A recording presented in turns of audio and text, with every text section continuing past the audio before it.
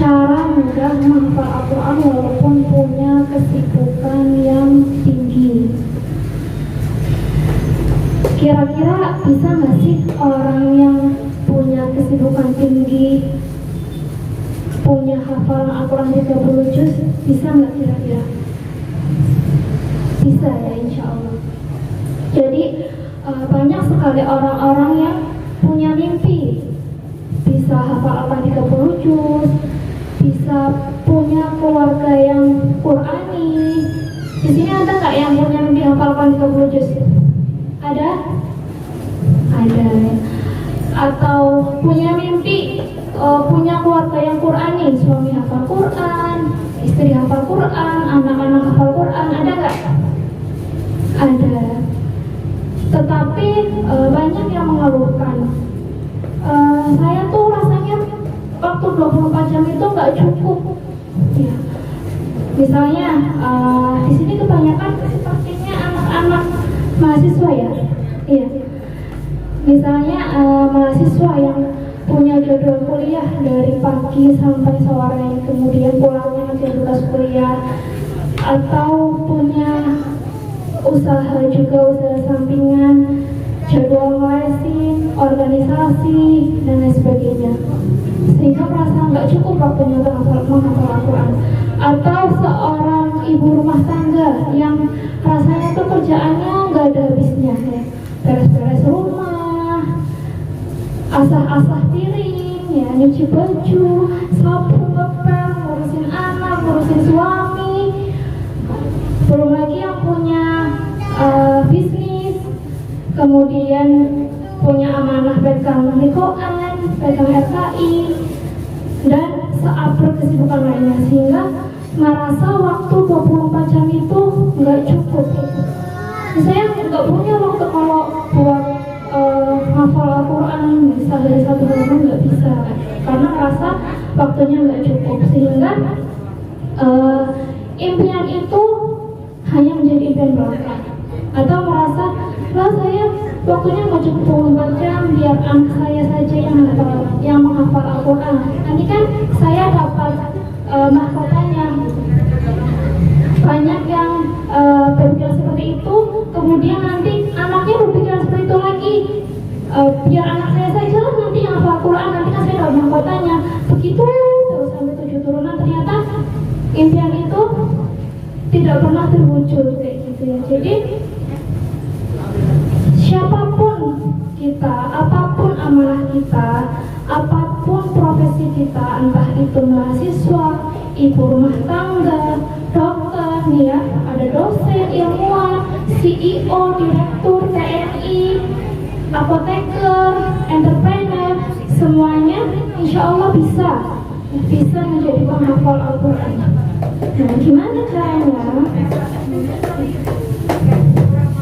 Yang pertama, kita harus memiliki strong why, punya alasan yang sangat kuat, punya dorongan yang kuat.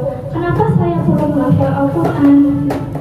Untuk apa saya menghafal Al-Quran? Untuk apa saya capek-capek siang dan malam menghafal Al-Quran? Yang pertama,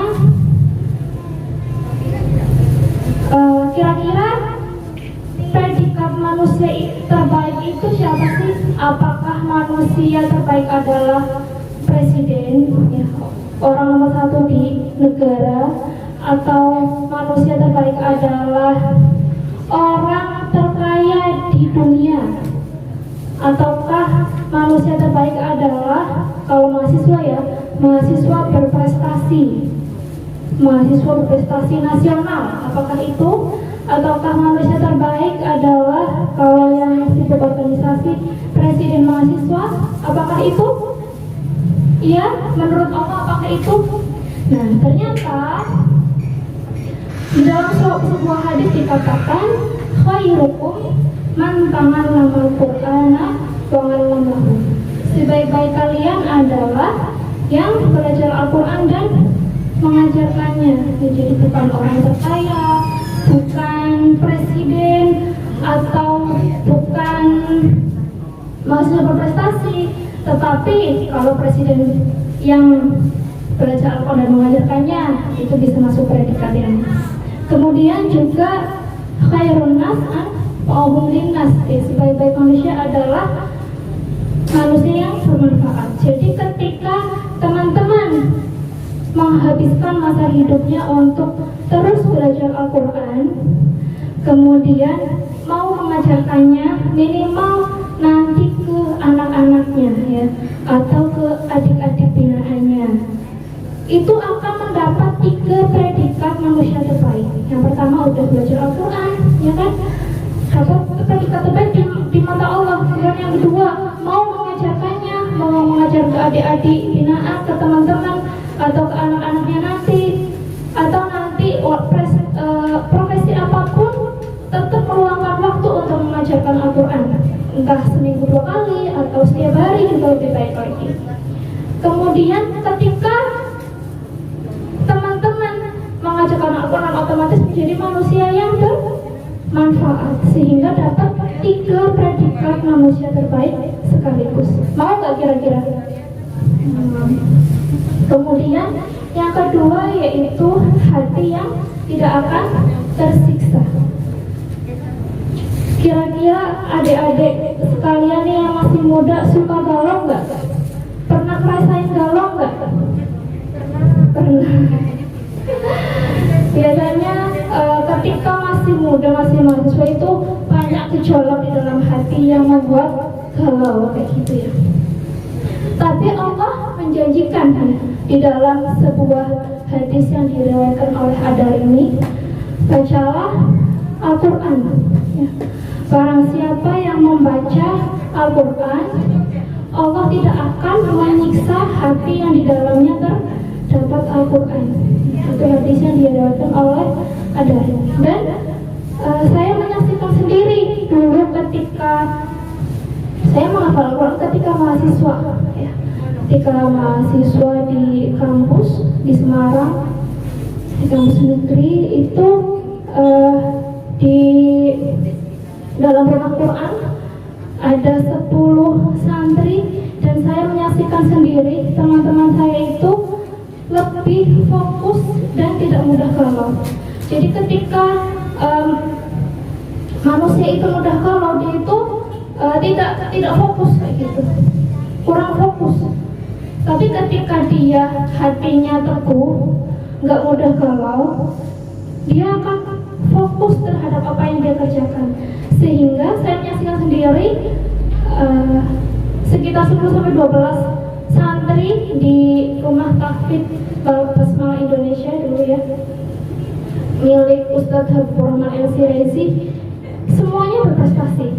Ada yang jadi mahasiswa berprestasi, kemudian ada yang menang lomba PIMNAS ya. Tahu PIMNAS ya, Pekan Ilmiah Mahasiswa Internasional, kemudian lomba karya tulis ilmiah tingkat nasional. Ada yang berprestasi di organisasinya, ada yang menjadi asisten dosen dan sebagainya. Karena hatinya itu tidak mudah galau. Jadi ketika ada masalah itu langsung masuk kamar, kemudian baca Al-Quran sekeras-kerasnya. Setelah itu hatinya plong kayak gitu, kemudian mengerjakan tugas yang lainnya lagi. Kemudian yang ketiga adalah menghafal Al-Quran adalah amalan yang cerdas. Kenapa? Karena di dalam hadis dikatakan bahwa ketika kita membaca Al-Quran, 1 huruf Al-Quran itu berapa kebaikan? 10 kebaikan. Dan tidak saya katakan alif lam mim 1 huruf, tetapi alif 1 huruf, lam 1 huruf, mim 1 huruf. Jadi ketika alif lam mim ada berapa kebaikan? 30 kebaikan. Sedangkan teman-teman ketika menghafal, apakah hanya cukup sekali dibaca? Enggak, tapi diulang-ulang terus sampai 1 jam nggak bisa dapat 1 halaman gitu. Biasanya saya menghabiskan waktu 1 jam untuk bisa dapat 1 halaman. Perlu waktu pengulangan yang banyak sehingga dapat banyak pahala. Kira-kira kalau 1 jam itu berapa huruf yang diulang? Banyak sekali ya. Ketika baca alif lam mim itu ada 1 menit nggak? Nggak ada, tapi udah dapat berapa kebaikan? 30 kebaikan. Ada amal lain nggak yang bisa dapat sebanyak itu? Ya.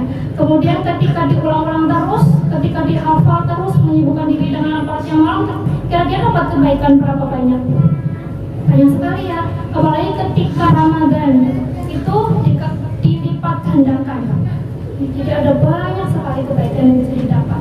Dan ketika teman-teman sudah hafal Al-Quran, nanti akan dapat amalan yang double-double gitu ya.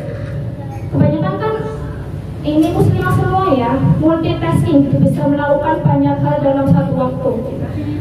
Ketika nanti sudah hafal Al-Quran, insya Allah nanti bisa masak sambil hafal Al-Quran, sambil murojaah Al-Quran, nyetir motor sambil murojaah Al-Quran gitu.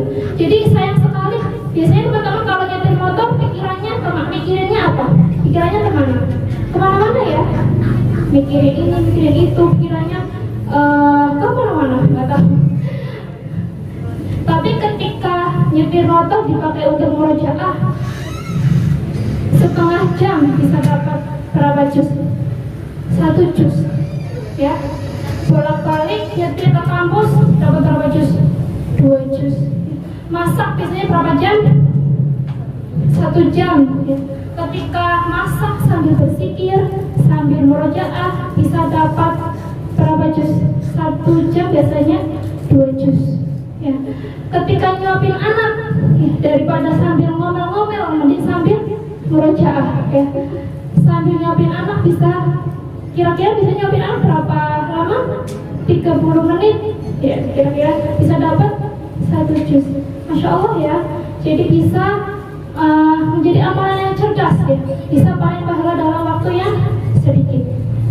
Kalau saya biasanya ketika murojaah, biar nanti kalau salah ada yang mengingatkan ya, yang mengingatkan adalah Ustaz Misyari Rashid gitu. Jadi sambil menyalakan murotal gitu. Jadi murojaah sambil mendengar, kita mengucapkan sambil mendengarkan, ketika salah ada yang mengingatkan seperti itu. Kemudian pengalaman juga ketika penelitian ke Jogja ya, dari Semarang ke Jogja, daripada bengong pikirannya kemana-mana, bisa murojaah sampai 3 juz perjalanan Semarang ke Jogja. Jadi ini bisa menjadi amalan yang cerdas, paling pahala dalam waktu yang sedikit.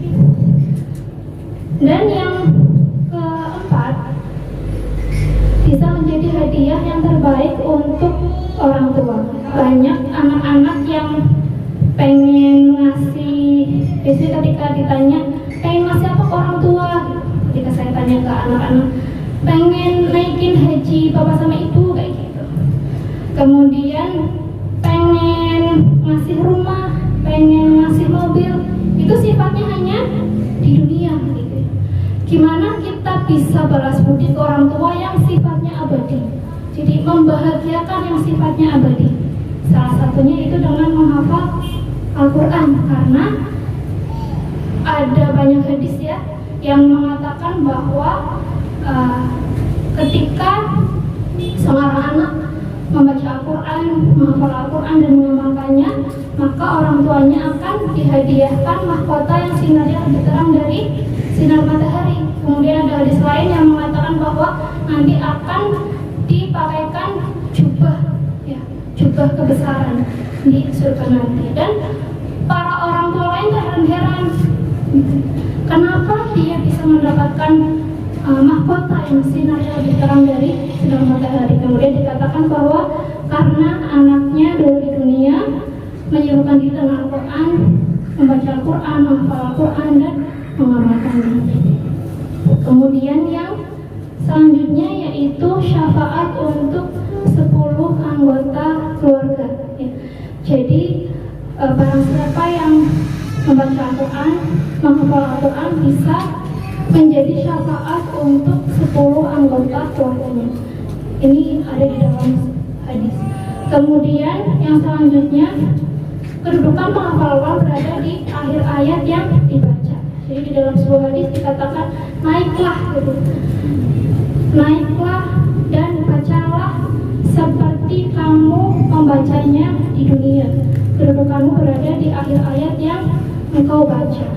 Dan menurut seorang ustadz gitu ya, bagi penghafal Al-Quran yang dimaksud kedudukanmu berada di akhir ayat yang kau baca adalah hafalan yang mungkin. Ya, jadi ketika punya hafalan mungkinnya sampai surat Al-Baqarah, berarti dia kedudukannya ada di ketinggian itu. Seperti itu. Maka kita harus berusaha untuk bisa memiliki hafalan yang mungkin 30 juz. Jadi tidak hanya pernah menghafal, tapi bisa punya hafalan mungkin 30 juz. Nah, kemudian bagaimana sih 5 cara mudah menghafal Al-Quran walaupun punya kesibukan yang tinggi? Yang pertama yaitu memiliki niat yang kuat dan ikhlas karena Allah. Jadi bukan niat karena ingin dipuji, ingin terkenal. Kalau sekarang banyak ya selebgram yang hafiz ya. Tujuannya bukan itu hanya apa ya namanya, hadiah gitu ya, hadiah dari Allah, bonus. Atau sekarang kan banyak beasiswa untuk menghafal Al-Quran ya, bahkan jurusan kedokteran gitu, di UNS membuka beasiswa untuk para penghafal Al-Quran gratis 100%. Bukan karena itu, tapi karena Allah gitu, karena Allah. Di dalam surat Al-Zumar ayat 65 dikatakan, dan sesungguhnya telah diwahyukan kepadamu dan kepada nabi-nabi yang sebelummu, jika kamu bersekutukan Tuhan, niscaya akan hapuslah amalmu dan tentunya kamu termasuk orang-orang yang merugi. Sayang sekali ketika siang malam kita menghafal Quran, tapi ternyata ketika kita menghadap Allah gitu ya Allah saya sudah menghafal Quran di siang dan malam, Allah mengatakan bohong, semua yang kamu lakukan bukan karena aku, maka semuanya akan terhapus ya. Bahkan di dalam surat Al-Ghasyiyah Amilatun Nasibah, tahu ya ayat ini, itu dijelaskan bahwa ada orang yang merasa sudah bekerja keras di dunia gitu, sudah berlelah-lelah di dunia, tapi ternyata semuanya sia-sia gitu, karena dilakukan bukan karena Allah. Kemudian yang kedua yaitu mengukur kemampuan diri dan menentukan target gitu ya. Kita punya kesibukan masing-masing, punya amanah masing-masing, punya waktu luang masing-masing, jadi nggak sama ya.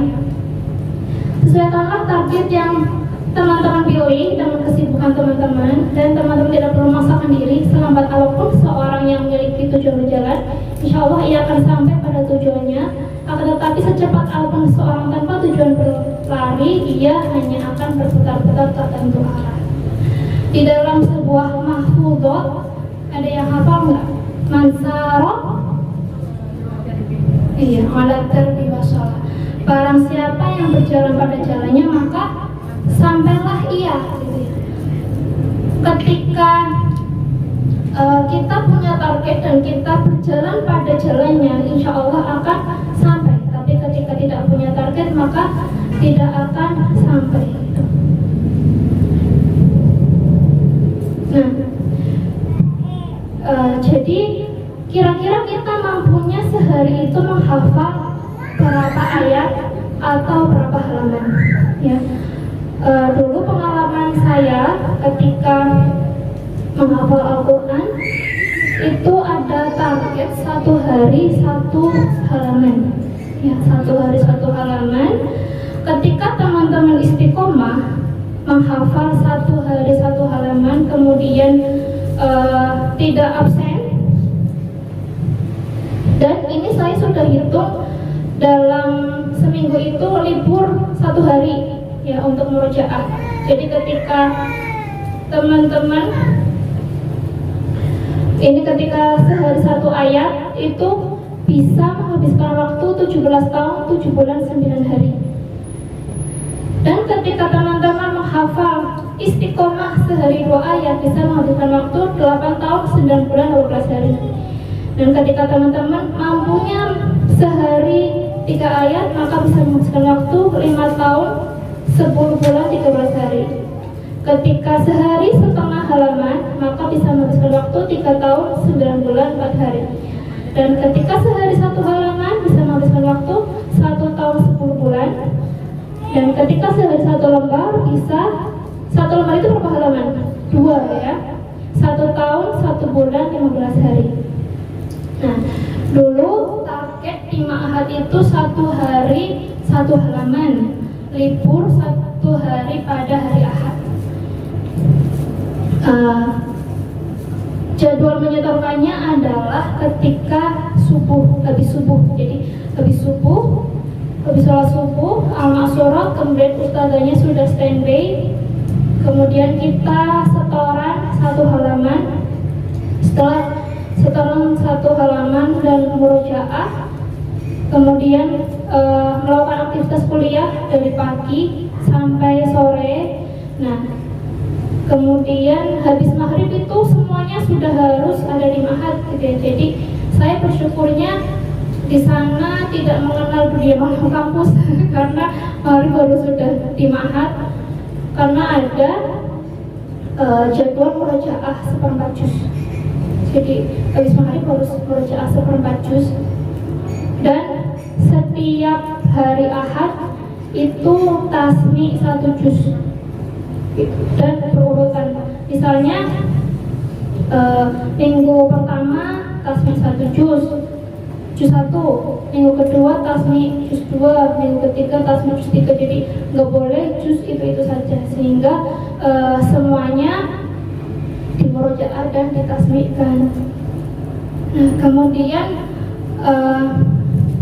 gimana sih caranya sehari bisa menghafal 1 halaman begitu ya? Atau gimana caranya saya bisa meluangkan waktu untuk menghafal Al-Quran? Jadi apapun kesibukan teman-teman gitu ya, apapun amanah teman-teman harus rela menyediakan waktu sehari.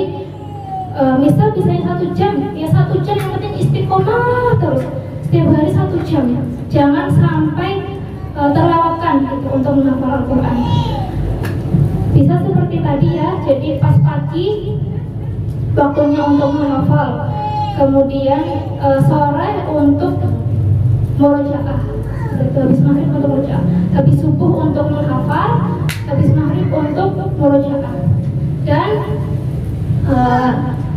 tips selanjutnya ya, berdasarkan pengalaman saya ketika menghafal, contohnya hari Senin itu Al-Baqarah halaman pertama, setor 1 halaman, atau teman-teman bisanya 3 ayat gitu ya, 1 hari 3 ayat hari Senin. Kemudian hari Selasa menghafal ayat 4-6, tapi hanya menghafal itu aja. Kemudian hari Rabu ayat 7-9, tapi hafalan yang kemarin ya udah kayak gitu. Itu akan cepat sekali hilang gitu ya. Jadi tidak mungkin. Ketika teman-teman ingin hafalannya mungkin, langsung digabung. Jadi saya juga minta salinan saya untuk seperti itu. Ketika hari Senin misalnya menghafal ayat 1-3, kemudian hari Selasa menghafal ayat 7-9. Setelah menghafal ayat 7-9, hari Selasanya langsung digabung ayat 1-9. Begitu seterusnya sampai dapat 1 juz. Jadi digabung terus. Pengalaman saya sebelumnya itu ketika menghafal seperti itu. Jadi karena kesibukan kuliah yang luar biasa gitu ya, kemudian banyak tugas, apalagi apa ya gitu. Kemudian kesibukan organisasi dan juga bisnis kecil-kecilan itu merasa sanggupnya 1 hari 1 halaman itu aja gitu. Jadi hari Seninnya 1 halaman, kemudian hari Selasanya 1 halaman berikutnya. Ketika mau ujian, jadi ada ujiannya. Ketika sudah selesai satu juz harus ditasmikan. Ketika yang satu juz itu belum bisa ditasmikan dan lancar, jangan lanjut ke juz selanjutnya, karena nanti juz itu akan terlupakan, gitu ya. Itu untuk bisa ujian satu juz, untuk bisa tasmik satu juz itu butuh waktu lagi. Padahal sebelumnya sudah dihafal ya, sudah lancar sekali gitu, dapat nilai A. Tapi ketika disuruh ujian nggak bisa langsung maju, nggak bisa langsung tasmik satu juz, dan butuh waktu sekitar 2 minggu untuk bisa menyatukan satu juz itu. Ya, itu perlu waktu yang lama lagi gitu ya. Jadi nanti target ini tidak akan tercapai karena perlu waktu tambahan 2 minggu untuk bisa menyatukan hafalannya. Jadi sebaiknya seperti itu, langsung digabung begitu. Hari keduanya digabung dari ayat 1 sampai 6, atau ketika satu halaman 1 dan halaman 2 digabung. Kemudian hari Rabunya halaman 1, 2, 3 langsung digabung, langsung ditasmikan. Seperti itu.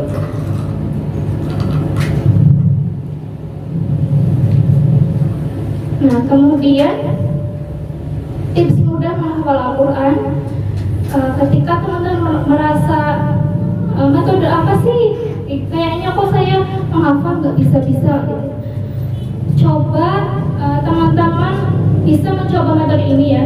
Yang pertama yaitu bacalah ayat pertama sebanyak 20 kali, 10 kali lihat mushaf, 10 kali tanpa melihat mushaf. Dan saya ini menerapkan, ada santri yang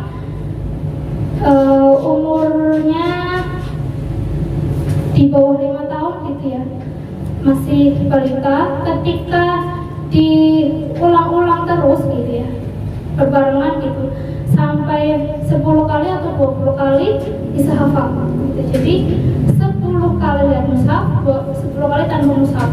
Kemudian yang kedua, bacalah ayat kedua sebanyak 20 kali, 10 kali lihat mushaf, 10 kali tanpa melihat mushaf. Yang ketiga, bacalah ayat ketiga sebanyak 20 kali, 10 kali lihat mushaf, 10 kali tanpa melihat mushaf. Kemudian yang keempat, bacalah 3 ayat ini dari awal hingga akhir sebanyak 20 kali untuk mengaitkan satu sama lain, dan begitu seterusnya. Kemudian sebelum menghafal halaman berikutnya, bacalah dari bagian pertama hingga akhir halaman sebelumnya sebanyak 20 kali. Jadi sebelum lanjut ke halaman berikutnya, satu halaman itu diulang-ulang terus 20 kali sampai benar-benar hafal, sampai benar-benar lancar. Baru maju ke halaman berikutnya. Kemudian jangan lupa ketika sudah masuk ke halaman berikutnya, ketika sudah selesai digabung dengan halaman yang sebelumnya. Itu akan memudahkan untuk mungkin dibanding ketika satu hari satu halaman kemudian tidak digabung, dan sebulan kemudian baru menggabung, itu justru akan memakan waktu lama dan rasanya seperti menghafal ulang gitu, daripada ketika kita menggabungkannya dari awal. Ketika menggabungkannya dari awal tidak perlu waktu lama, kemudian lebih memudahkan, tidak menyulitkan insya Allah. Karena hafal Al-Quran semakin sering disimak, semakin sering ditasmik, maka akan semakin kuat gitu ya, akan sangat kuat. Kemudian tips selanjutnya yaitu menyetorkan hafalan ke guru atau ke partner hafalan. Jadi jangan menghafal sendiri. Kenapa? Karena biasanya pengalaman santri ya, rasanya ketika menghafal sendiri sudah hafal, tapi ketika disimak nggak bunyi sama sekali, lupa gitu. Rasanya udah hafal, tapi ketika ditasmikan nggak bisa. Jadi harus punya partner hafalan, entah punya guru tahfidz, atau ketika ibu-ibu bisa mengajak suaminya, ya bisa mengajak suaminya untuk hafalan bareng gitu, partner saling tasmi gitu ya. Jadi ibu-ibu yang sudah berumah tangga memiliki suami, setelah ini bisa mengajak suaminya gitu ya, abi mampunya sehari berapa ayat target masing-masing. Kemudian setiap hari berkomitmen untuk saling menyimak hafalan, gitu ya. Atau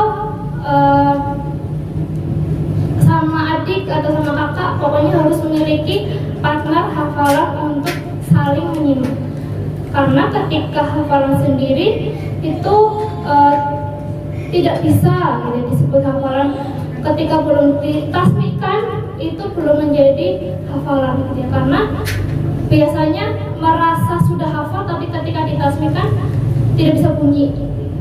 Jadi semakin sering ditasmikan, hafalan itu akan semakin kuat, gitu ya. Dan murojaah itu akan terasa sangat nikmat, gitu ya. Bahkan sambil masak bisa sambil murojaah, sambil nyetir motor bisa sambil murojaah.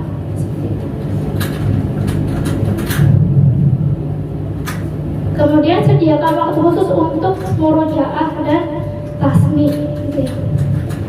Karena percuma nambah terus, tapi ketika diminta tasmi itu tidak bisa, gitu ya. Jadi sediakan waktu khusus. Kalau dulu saya tipsnya seperti itu. Jadi penggabungan, dan setiap habis maghrib sediakan waktu untuk tasmi seperempat juz. Kalau dulu di Mahat setiap hari seperempat juz, dan seminggu sekali hari Ahad tasmi 1 juz. Ketika sudah selesai 1 juz ditasmikan. Kemudian harus urut, gitu. Contoh minggu pertama tasmi juz 1, minggu kedua ketika sudah punya hafal 5 juz, gitu ya. Minggu kedua tasmi juz 2, minggu ketiga tasmi juz 3, minggu keempat tasmi juz 4, minggu kelima tasmi juz 5, dan seterusnya, gitu. Dan berusaha terus ketika sudah bisa tasmi seperempat juz, naik lagi bisa tasmi setengah juz, kemudian naik lagi bisa tasmi 1 juz. Dan juga usahakan untuk bisa tasmi 5 juz sekali duduk. Kalau terus di murojaah, kemudian naik lagi bisa tasmi 10 juz sekali duduk, naik lagi bisa tasmi 15 juz sekali duduk. Jadi punya usahakan ditargetkan, gitu. Ketika sehari mampunya 1 ayat, gitu ya, berarti butuh waktu 17 tahun. Kemudian juga punya target bisa tasmi 5 juz tahun berapa sekali duduk, bisa tasmi 10 juz tahun berapa, bisa tasmi 15 juz tahun berapa. Jadi usahakan bisa dari 30 juz itu bisa ditasmikan semua. Dan ini memang adalah amalan yang butuh waktu yang lama, gitu ya. Bahkan seumur hidup murojaah itu seumur hidup. Jadi nggak hanya saat itu, walaupun sudah bisa tasmi 30 juz pun harus tetap di murojaah. Jadi murojaah itu seumur hidup. Jadi berusaha terus. Dan memang ketika sudah selesai 30 juz itu tidak bisa kebanyakan, ya, tidak bisa langsung tasmi 30 juz. Ya. Di sini ada yang sudah selesai, ya.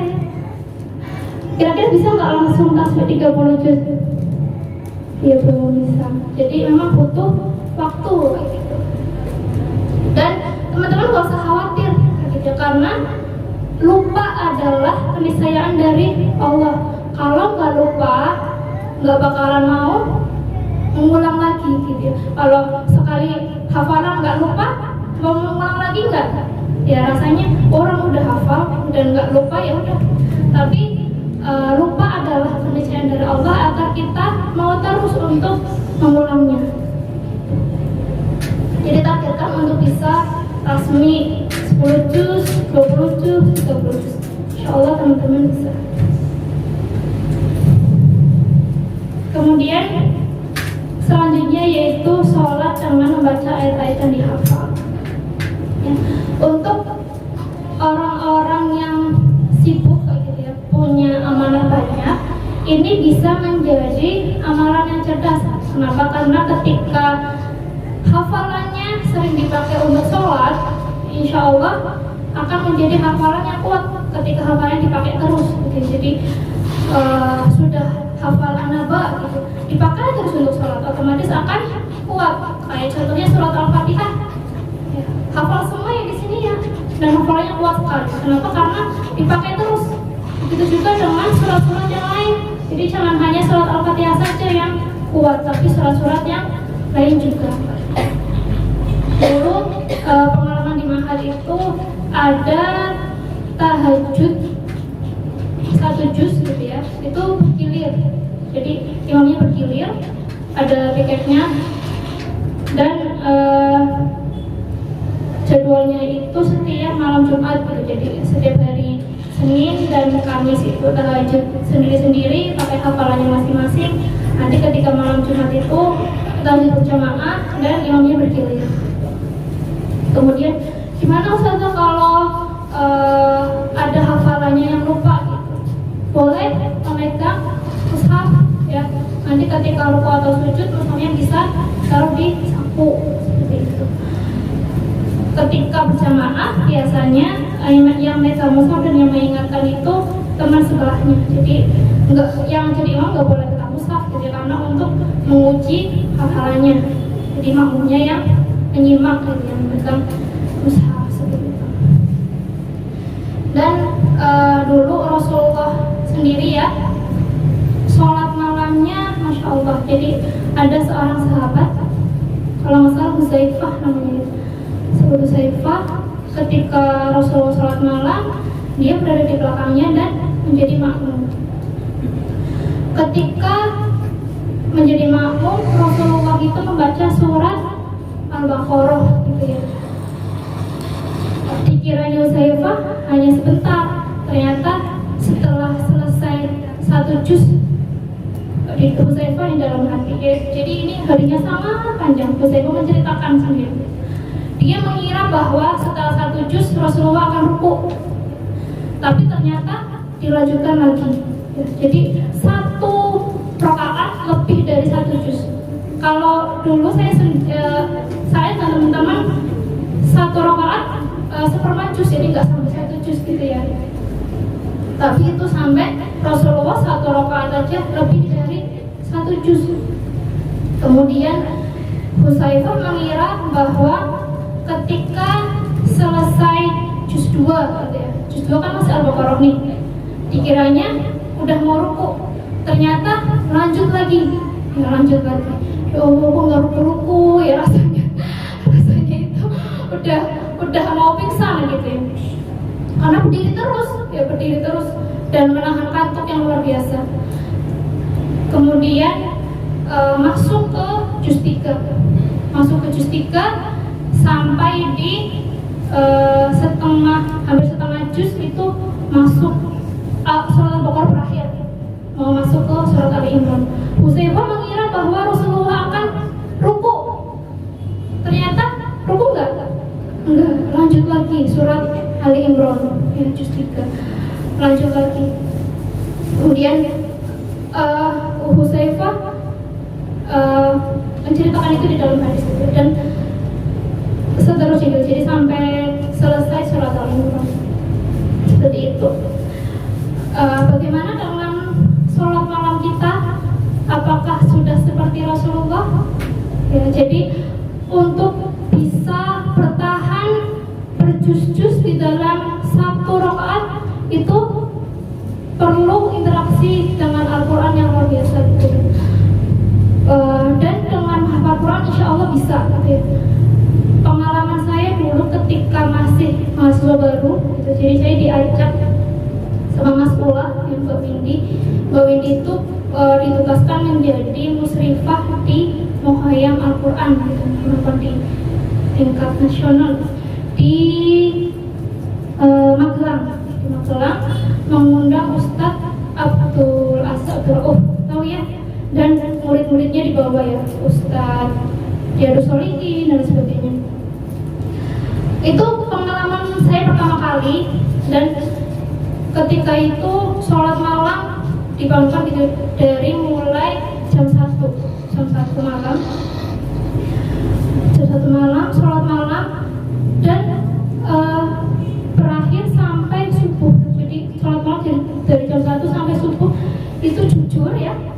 tidak kuat ya. Jadi ketika lama sekali imamnya bergantian dari Ustaz Abdul Aziz, kemudian Ustaz Riyadus Shalihin itu ketika berdiri sholat gitu ya, langsung ya menggaruk-garukku ya udah kurang tidur gitu ya. Kemudian rasanya kayak masuk angin, rasanya pengen udah benar-benar udah matanya itu pengen merem dan pengen pingsan dengan sendirinya gitu ya. Rasanya benar-benar kayak udah nggak sadarkan diri dan mau jatuh rasanya waktu itu saya. Kemudian saya langsung duduk, kan boleh ya ketika nggak kuat duduk. Tetapi ya teman-teman tahu nggak, di samping saya adalah orang hamil gitu ya, seorang ibu yang hamil. Saya tuh malu sekali sampai beliau sama sekali nggak duduk.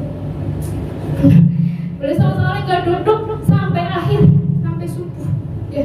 Gimana interaksi beliau dengan Al-Quran ya, kita saya waktu itu malu sekali gitu ya, malu sekali. Kok saya yang masih muda gitu ya, masih muda belum nikah ya, masih umur berapa, 19 tahun, kok nggak kuat kayak gitu. Sedangkan di samping saya adalah seorang ibu hamil gitu ya, bisa kuat sampai subuh gitu ya. Itu pengalaman yang sangat berharga untuk saya gitu ya, sehingga motivasi saya untuk terus berinteraksi dengan Al-Quran.